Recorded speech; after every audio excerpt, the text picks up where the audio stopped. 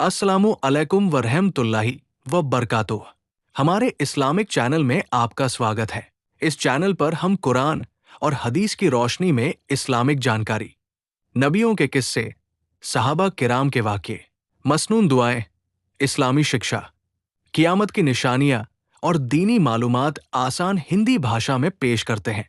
अगर आप Islamic video पसंद करते हैं तो चैनल को सब्सक्राइब करें और वीडियो को अपने दोस्तों के साथ शेयर करें। जज़ाकल्लाहु खैरन। हज़रत इब्राहीम अलैहिस्सलाम ने अल्लाह से मुर्दों को जिंदा करने का तरीका क्यों पूछा? अस्सलामु अलैकुम दोस्तों, आज हम कुरान मजीद के एक बहुत ही खूबसूरत और ईमान बढ़ाने वाले वाक्य के बारे में जानेंगे।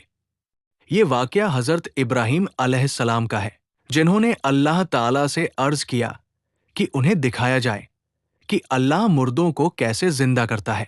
ये घटना सूरह अल बकरह की आयत 260 में बयान की गई है और इसमें हमारे लिए बहुत बड़ा सबक मौजूद है।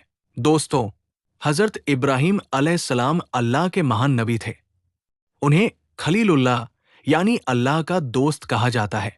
उनका ईमान बहुत मजबूत था और वे अल्लाह की हर बात पर यकीन रखते थे। एक दिन उन्होंने अल्लाह ताला से अर्ज किया, ऐ मेरे रब, मुझे दिखा कि तू मुर्दों को कैसे जिंदा करता है। अल्लाह ताला ने फरमाया, क्या तुम ईमान नहीं रखते?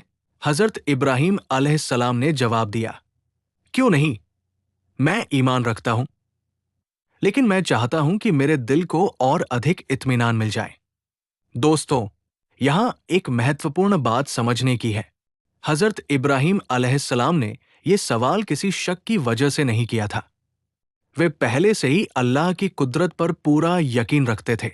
वे सिर्फ अल्लाह की इस महान निशानी को अपनी आंखों से देखना चाहते थे, ताकि उनके दिल को और अधिक सुकून और इत्मीनान मिल सके। अल्लाह ताला ने उनकी ये दुआ कबूल फरमा ली। फिर अल्लाह ने उन्हें हुक्म दिया, 4 परिंदे लो, उन्हें अपने पास रखो, फिर उन्हें काट कर उनके टुकड़े कर दो। उसके बाद हर पहाड़ पर उनके कुछ हिस्से रख दो, फिर उन्हें पुकारो, वे अल्लाह के हुक्म से तुम्हारे पास दौड़े चले आएंगे। हजरत इब्राहीम अलैहिस्सलाम ने अल्लाह के हुक्म के अनुसार 4 परिंदे लिए। उन्होंने उन्हें पहचान लिया ताकि बाद में कोई भ्रम न रहे। फिर उनके टुकड़े किए और उन टुकड़ों को अलग अलग पहाड़ियों पर रख दिया।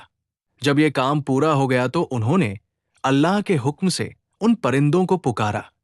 दोस्तों, अल्लाह की कुदरत का ये अद्भुत नजारा था। बिखरे हुए परिंदों के टुकड़े एक दूसरे से मिलने लगे, हड्डियां अपनी जगह पर जुड़ने लगी, मांस और पर उनके ऊपर वापस आने लगे।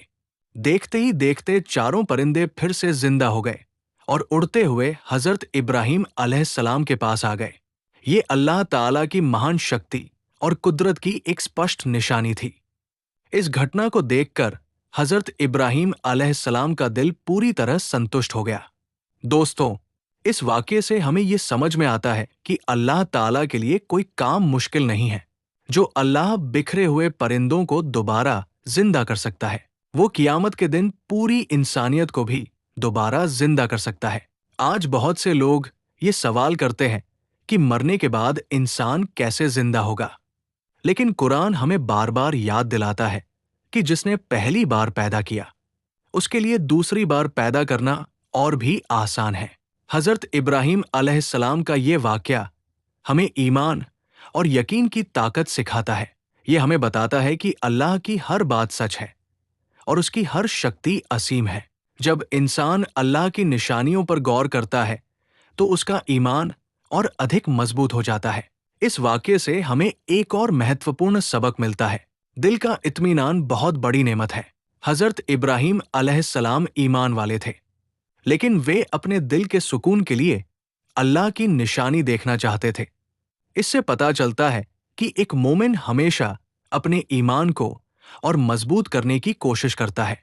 दोस्तों, आज हमें भी अल्लाह की बनाई हुई दुनिया में उसकी निशानियों पर गौर करना चाहिए।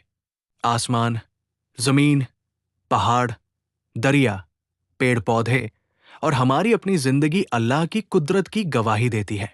जब हम इन चीजों पर सोचते हैं तो हमारा यकीन बढ़ता है और हमारा रिश्ता अपने रब से मजबूत होता है।